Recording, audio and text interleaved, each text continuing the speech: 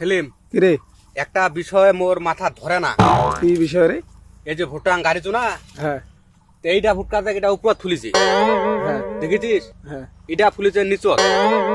তো এক যে খাবার লা দিছু, হ্যাঁ। এক ওইলা খাবার দিছু, তো এর কিসের অভাব যে এই গাছটা ভুট্টাটা নিচত ফুলিছে?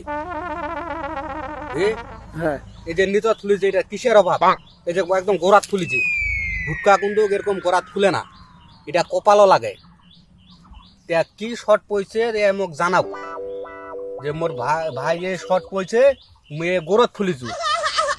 এটা নিয়ে আমি বিশাল চিন্তিত, যে এই ভুট্টাটা ফুলিছে গোরত, আর এটা ফুলিছে আর আগালিত। এতে গাছ হচ্ছে আর দুইটা, এফে একটা গাছ হয়েছে, এটা কেটে এটা একটা গাছ।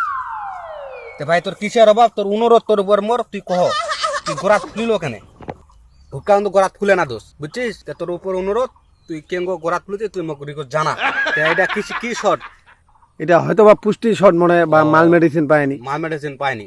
ও তাহলে ঠিক আছে, মাল মেডিসিন না পাওয়ার কারণে এরকম হয়েছে। তা তুই টেনশন কর না, তুমি আগামীতে আরো বেশি মাল মেডিসিন দিবি।